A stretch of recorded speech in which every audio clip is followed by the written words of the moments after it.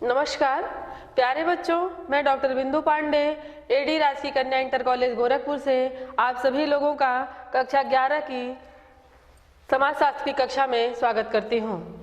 प्यारे बच्चों, वर्तमान समय में हम लोग सामाजिक संस्थाओं को समझना इस पाठ को पढ़ रहे हैं। इसका प्रथम भाग हम पूर्व की कक्षा में पढ़ चुके हैं। आज इसका दूसरा भाग हम लोग पढ़ेंगे। तो आइए बच्चों, हम लोग देखते हैं कि हमने इसके प्रथम भाग में क्या पढ़ा था और हमारी आज की पाठ्य वस्तु क्या है।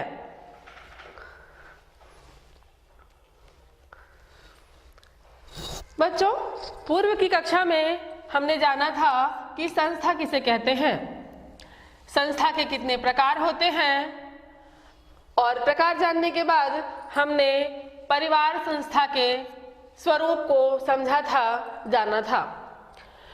हमने पढ़ा था कि परिवार संस्था की क्या उपयोगिता होती है और परिवार संस्था के न रहने पर मनुष्य की क्या सामाजिक स्थिति हो जाती है। परिवार संस्था की अनिवार्यता क्यों है, इस विषय से हम अपनी पूर्व की कक्षा में परिचित हुए थे। आज हम नातेदारी को पढ़ेंगे। तो आइए हम लोग देखते हैं कि आज किन किन बिंदुओं पर चर्चा करेंगे।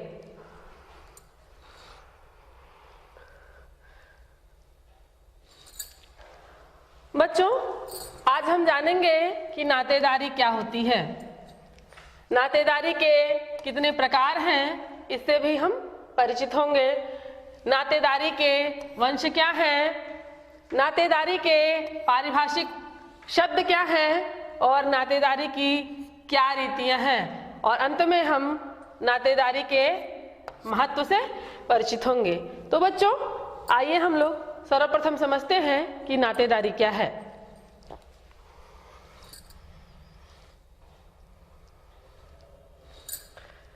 नातेदारी का अर्थ, मनुष्य समाज में अकेला नहीं रहता, जन्म से मृत्यु तक अनेक व्यक्तियों द्वारा वह घिरा होता है। इन व्यक्तियों में से कुछ उसके संबंधी, कुछ मित्र और कुछ पड़ोसी होते हैं, और समाज के कुछ लोग उसके लिए अपरिचित भी होते हैं। जिन व्यक्तियों से उसका संबंध होता है वह संबंध खून अथवा विवाह से उत्पन्न संबंध होता है। खून अथवा विवाह पर आधारित संबंध निकट अथवा दूरवर्ती होते हैं। खून अथवा विवाह का ऐसा बंधन जो व्यक्तियों को एक समूह में बांधता है उसे नातेदारी कहा जाता है। अर्थात जो संबंध रक्त संबंध पर आधारित हो, हम रक्त संबंध से किसी से जुड़े हों अथवा वैवाहिक संबंधों के आधार पर किसी से जुड़े हों, जुड़े हुए व्यक्तियों के साथ हमारा नातेदारी का संबंध होता है, वही नातेदारी कहलाता है। मानव विज्ञान शब्दकोश के अनुसार नातेदारी प्रणाली में कल्पित तथा वास्तविक वंशानुगत बंधनों पर आधारित समाज द्वारा मान्य संबंधों को भी सम्मिलित किया जाता है। ऐसे संबंध सामाजिक अंतःक्रिया के परिणाम तथा समाज द्वारा मान्य होते हैं। बच्चों, आपने यहाँ देखा कि नातेदारी में कल्पित तथा वास्तविक वंशानुगत बंधन भी होते हैं। कल्पित से तात्पर्य है कि यदि हम किसी बच्चे को गोद लेते हैं तो उससे भी हमारा संबंध माना जाता है कि वह हमारा रक्त संबंधी है। किन्हीं किन्हीं कबीलों में बहुपति प्रथा पाई जाती है। एक स्त्री के कई पति होते हैं। जैविक रूप से जन्म लेने वाली संतान का पिता कोई भी हो सकता है, लेकिन वास्तविक पिता, समाज द्वारा मान्य पिता ज्येष्ठ पति ही कहलाता है। वही यहाँ पर कहा गया है, और यह संबंध समाज द्वारा स्वीकृत, समाज द्वारा मान्य होता है। नातेदारी के प्रकार, नातेदारी के दो प्रकार होते हैं।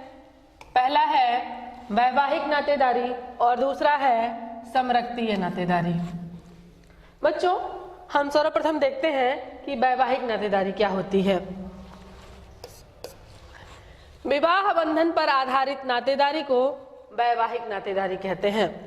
जब कोई पुरुष किसी कन्या से विवाह करता है तो वह न केवल उस कन्या से अपना संबंध स्थापित करता है, अपितु कन्या के परिवार में अनेक सदस्यों से भी उसका संबंध स्थापित हो जाता है। इस प्रकार न केवल विवाह करने वाले पुरुष का अपितु उसके परिवार के सदस्यों का भी कन्या के परिवार के सदस्यों के साथ संबंध स्थापित हो जाता है। विवाह संपन्न होते ही अनेक संबंधों का निर्माण हो जाता है। बच्चों, अपने यहाँ समाज में एक बात प्रचलित है कि विवाह केवल वर और कन्या का ही नहीं होता है, अपितु एक परिवार का दूसरे परिवार से विवाह होता है, अर्थात एक परिवार का दूसरे परिवार से पूर्णतया संबंध स्थापित हो जाता है। जब किसी पुरुष का विवाह किसी कन्या से होता है तो वह उसके सारे संबंधियों का संबंधी हो जाता है। उसी प्रकार से कन्या अपने पति से संबंधित सभी संबंधियों की संबंधी हो जाती है। इसको हम उदाहरण के माध्यम से देखते हैं।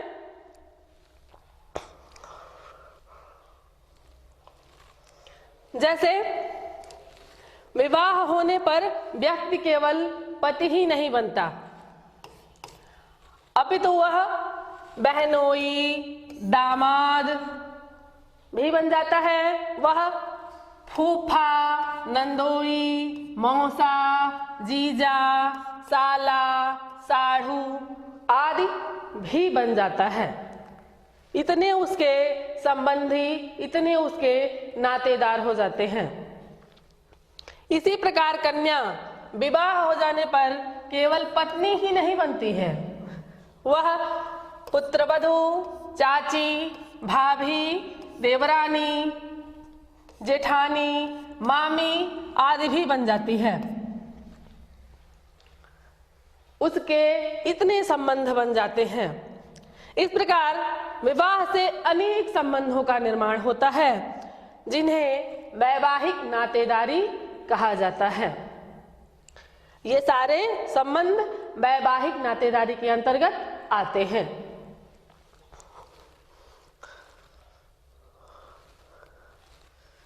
समरक्तीय नातेदारी।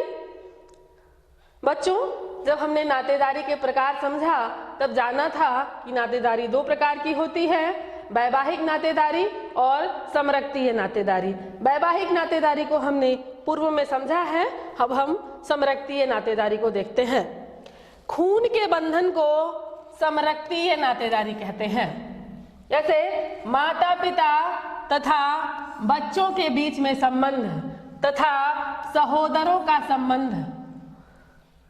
सहोदर अर्थात एक ही माता पिता से जन्मे भाई बहन, उनका संबंध समरक्तीय नातेदारी के अंतर्गत आता है।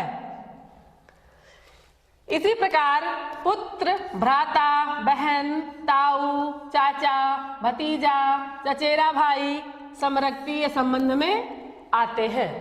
ममेरे फुफेरे भाई बहन, मामा, बुआ, ये सब समरक्तीय नातेदारी के अंतर्गत आते हैं। यहाँ यह जानना आवश्यक है कि खून का रिश्ता काल्पनिक और वास्तविक दोनों प्रकार का होता है। वास्तविक रिश्ते को अभी हमने समझा कि जैविक माता पिता की जैविक संतान, पिता के रक्त संबंधी बहन के साथ जो हमारी बुआ है उसके साथ हमारा रक्त संबंध होना, माता के भाई बहनों के साथ हमारा रक्त संबंध होना, ये तो वास्तविक नातेदारी हुई, वास्तविक रक्त संबंधी नातेदारी हुई। परंतु यदि हमने किसी बच्चे को गोद लिया है तो उस बच्चे के साथ भी हमारा समरक्तीय संबंध, समरक्तीय नातेदारी मानी जाती है। बहुपत या कबीलों में बच्चे के असली पिता का पता नहीं होता है, लेकिन जन्म देने वाली माता का जो पति होता है उसी को उस बच्चे का समरक्तीय पिता या जैविक पिता माना जाता है। यही काल्पनिक संबंध है। इस प्रकार खून का रिश्ता केवल जीव शास्त्रीय जैविक न होकर के अपितु सामाजिक मान्यताओं के आधार पर भी स्थापित हो सकता है। यह उदाहरण उसी के अंतर्गत आता है।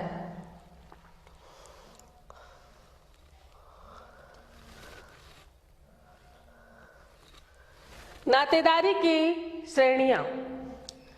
नातेदारी की कुल 3 श्रेणियां हैं। इसमें प्राथमिक संबंधी, गौड़ संबंधी और तृतीयक संबंधी आते हैं।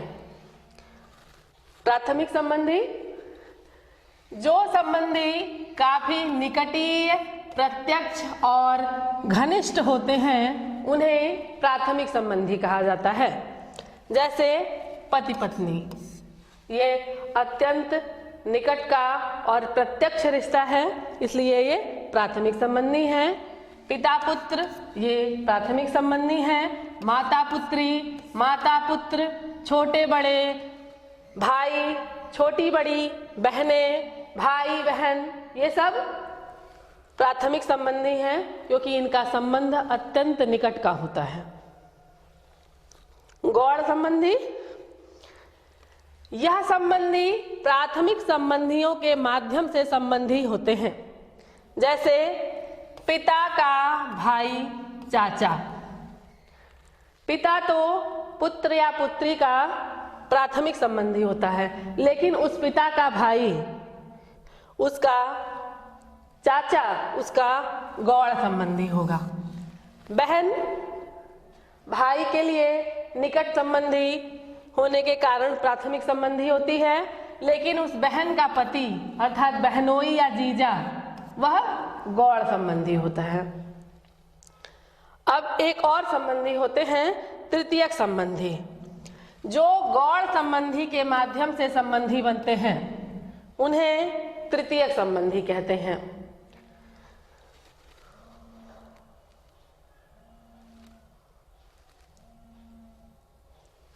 जैसे साले की पत्नी सलहज, यह क्या है? तृतीयक संबंधी है। साला कौन होता है? पत्नी का भाई। पत्नी प्राथमिक संबंधी, साला गौड़ संबंधी और उसकी पत्नी वो हमारे लिए तृतीयक संबंधी हुई। दूसरे शब्दों में इसे इस प्रकार भी समझ सकते हैं कि प्रत्येक तृतीयक संबंधी गौड़ संबंधी के प्राथमिक संबंधी होते हैं। पत्नी का भाई मेरे लिए गौड़ संबंधी था और उसकी पत्नी गौड़ संबंधी साले के लिए प्राथमिक संबंधी थी। तो हमारा जो तृतीयक संबंधी होगा वह गौड़ संबंधी का प्राथमिक संबंधी होता है। यहाँ पर यह स्पष्ट है। अब हम नातेदारी के कुछ पारिभाषिक शब्दों को देख लेते हैं।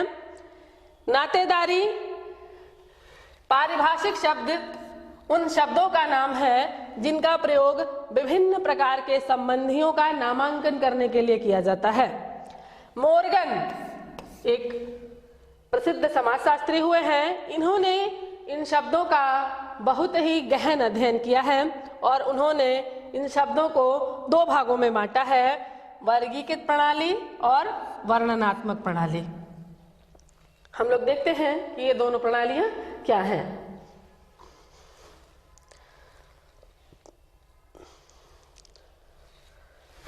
वर्गीकृत प्रणाली। वर्गीकृत प्रणाली में विभिन्न संबंधियों को एक ही श्रेणी में सम्मिलित किया जाता है। कई संबंधी होंगे जिनको एक ही नाम से बुलाया जाएगा, वह इसके अंतर्गत आते हैं। उनके लिए समान शब्दों का प्रयोग किया जाता है। जैसे अंग्रेजी में एक शब्द है अंकल, यह एक वर्गीकृत शब्द है। अंकल का प्रयोग चाचा, मामा, फूफा, ताऊ सभी संबंधियों के लिए किया जाता है। इतने सारे संबंधियों के लिए एक शब्द अंकल, यह वर्गीकृत शब्द है। इसी प्रकार अंग्रेजी में कजिन और इन लॉ, कजिन चचेरे भाई को भी बोलते हैं, फुफेरे भाई बहन को भी बोलते हैं, ममेरे भाई बहन को भी बोलते हैं, चचेरी बहन को भी बोलते हैं, चचेरे भाई को भी बोलते हैं। उसी प्रकार से in law, mother in law, पत्नी के भी माता को बोलते हैं, पति के भी माता को मदर इन लॉ बोलते हैं, फादर इन लॉ पति की भी माता को बोलते हैं, पत्नी के भी माता को भी फादर इन लॉ बोलते हैं, brother in law, daughter in law. इस प्रकार बच्चों आपने देखा कि इन लॉ एक वर्गीकृत शब्द है। यह बहुत सारे संबंधियों के लिए प्रयोग किया जाता है।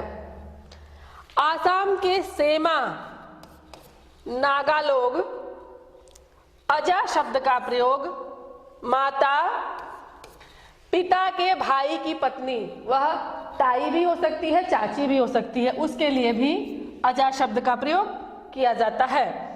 माता की बहन मौसी, उसके लिए भी सेमा नागा लोग अजा शब्द का प्रयोग करते हैं। ऐसे ही हिंदी में एक शब्द है समधि, यह भी एक वर्गीकृत शब्द है। यह दामाद के माता पिता के लिए भी प्रयोग किया जाता है और बहू के अर्थात पुत्र वधू के भी माता पिता के लिए समधि शब्द का प्रयोग किया जाता है। तो बच्चों आपने देखा कि कई संबंधियों के लिए जब एक ही शब्द प्रयोग किया जाए तो वह वर्गीकृत प्रणाली के अंतर्गत आता है। वर्णनात्मक प्रणाली, बच्चों इस प्रणाली में एक शब्द एक ही संबंधी का बोध कराता है। यह किसी व्यक्ति के दूसरे व्यक्ति के साथ निश्चित संबंध का बोध कराता है। हिंदी में अधिकांशतया वर्णनात्मक शब्दों का ही प्रयोग किया जाता है। जैसे पिता के भाई के लिए अगर छोटा भाई है तो चाचा, बड़ा भाई है तो ताऊ, माँ के भाई के लिए मामा, माँ की बहन के पति के लिए मौसा, ऐसे ही ताऊ मैंने आपको समझाया है, फूफा, पिता के बहन के पति के लिए फूफा, बहन की पति के लिए, स्वयं की बहन के पति के लिए बहनोई, नंदोई, पति की जो बहन है उसके पति के लिए नंदोई, बहन के बच्चों के लिए भांजा, भाई के बच्चों के लिए भतीजा, भाई की पत्नी के लिए भाभी, पति के भाई के लिए देवर। अर्थात हमारे जितने संबंधी हैं उनके लिए पृथक पृथक शब्द हैं। यह वर्णनात्मक प्रणाली के अंतर्गत आता है। इस प्रकार के शब्द सामान्यतया हिंदी में ही प्रयुक्त होते हैं।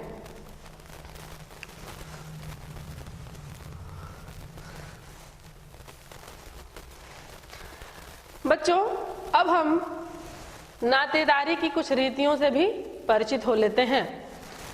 नातेदारी रीतियों से तात्पर्य है कि विभिन्न संबंधियों के व्यवहार प्रतिमानों का अध्ययन करना, किस संबंधी का दूसरे संबंधी के साथ किस प्रकार का व्यवहार होना चाहिए, इसी का अध्ययन इसके अंतर्गत हम लोग करेंगे।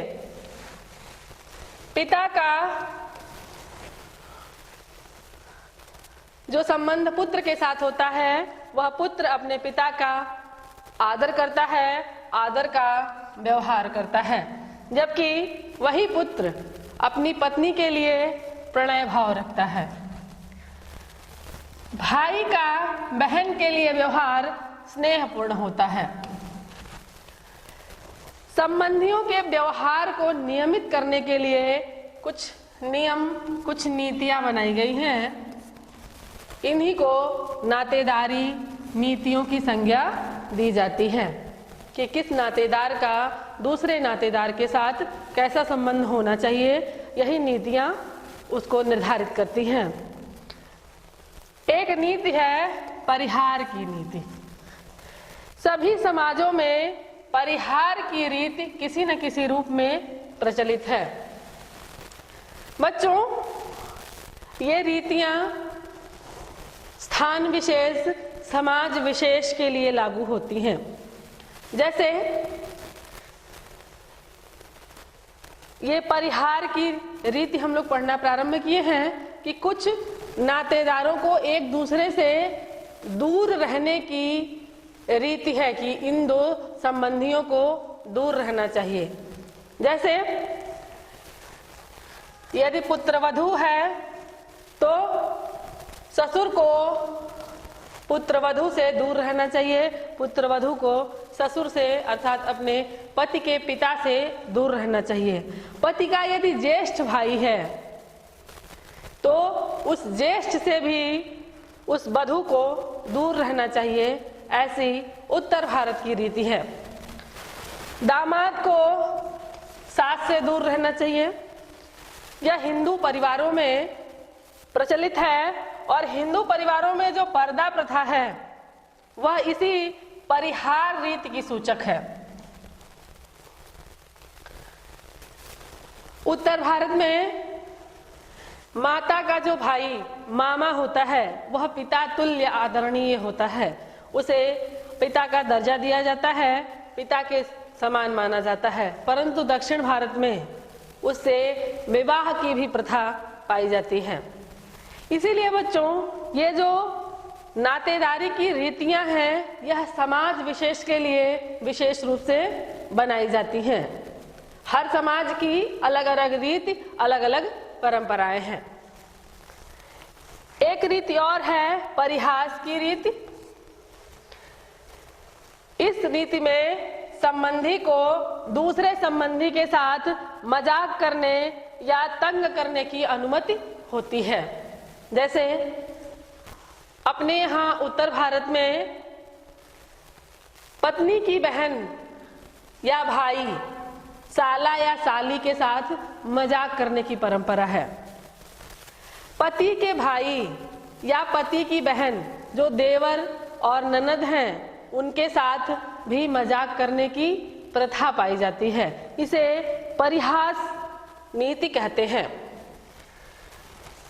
ये रीतियां समाज विशेष के लिए विशेष रूप से प्रयुक्त होती हैं, विशेष रूप से बनी होती हैं।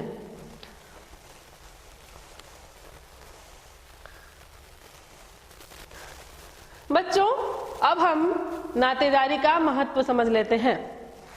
अन्य संस्थाओं की तरह नातेदारी भी एक मुख्य संस्था है। किसी भी सामाजिक संरचना को समझने के लिए इसका विशेष महत्व है। वास्तव में नातेदारी एक ऐसी संस्था है जो एक वंश के विभिन्न सदस्यों के व्यवहारों को नियंत्रित करती है तथा दूसरे सदस्यों की तुलना में व्यक्ति के अधिकारों और कर्तव्यों का निर्धारण करती है। नातेदारी संस्था एक सदस्य का, एक संबंधी का दूसरे संबंधी के साथ क्या उत्तरदायित्व है, उसका उसके साथ किस प्रकार के संबंध का निर्वाह किए जाना योग्य है या उचित है, इसका निर्धारण यही नातेदारी संस्था करती है। सरल समाजों में व्यक्ति के व्यवसाय, उत्पादन, उपभोग के रूप तथा मताधिकार आज की प्रकृति का निर्धारण भी अक्सर नातेदारी संबंधों के आधार पर किया जाता है। विभिन्न क्षेत्रों में नातेदारी की सामाजिक भूमिका को हम लोग निम्न प्रकार से समझते हैं।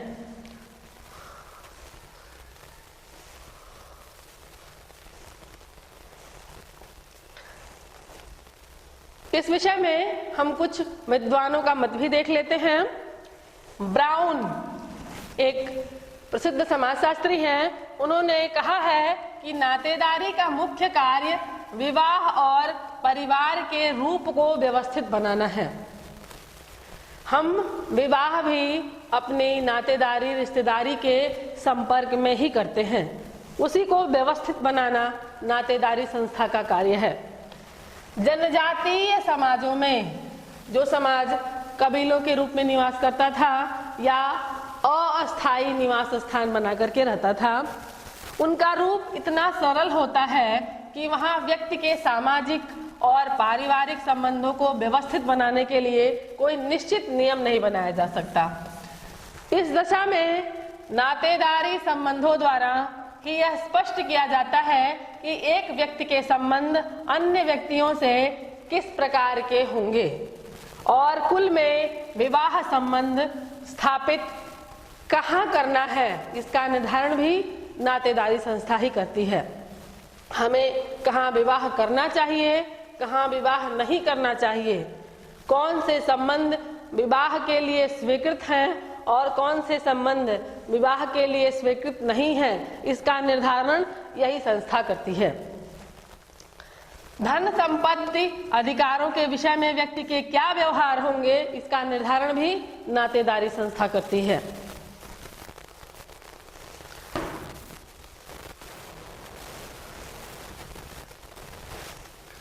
मडरॉक यह भी एक समाजशास्त्री हैं। इन्होंने भी लिखा है कि नातेदारी व्यक्ति की द्वितीय रक्षा पंक्ति है। इसका आशय यह है कि सरल समाजों में नातेदारी संबंध व्यक्ति के सामाजिक बीमे का कार्य करते हैं। अर्थात जब कोई विपत्ति का अवसर आता है, कोई बुरी दुर्घटना किसी संबंधी के साथ होती है, तो सारे संबंधी मिलकर के उसका सहयोग करते हैं।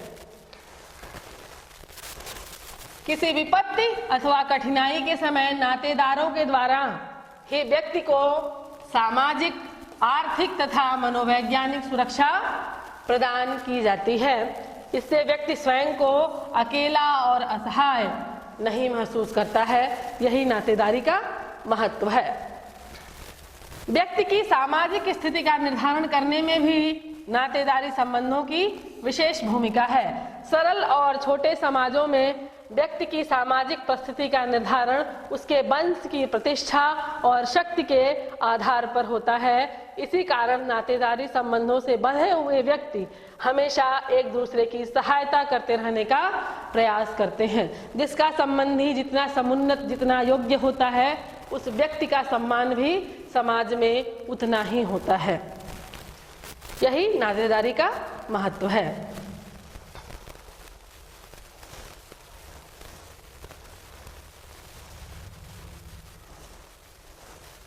सामाजिक संगठन को सुदृढ़ बनाने में भी नातेदारी का विशेष महत्व है। इस संबंध में नेल्सन ग्रेबर्न ने लिखा है कि नातेदारी व्यवस्था में वे सभी तत्व विद्यमान हैं जिनकी समाज को संगठित बनाने की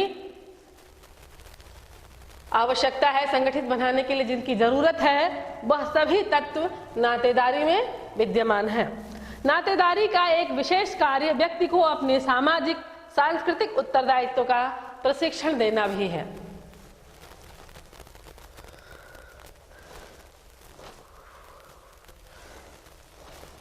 बच्चों, अब हम इस पाठ पर आधारित अभ्यास प्रश्न को देख लेते हैं। पहला प्रश्न है, नातेदारी का अर्थ क्या है। दूसरा प्रश्न है, नातेदारी के प्रकारों का वर्णन करिए। और तीसरा प्रश्न है, नातेदारी का महत्व बताइए। प्यारे बच्चों, आशा है आपको यह पाठ समझ में आ गया होगा। शेष हम अगली कक्षा में पढ़ेंगे। धन्यवाद।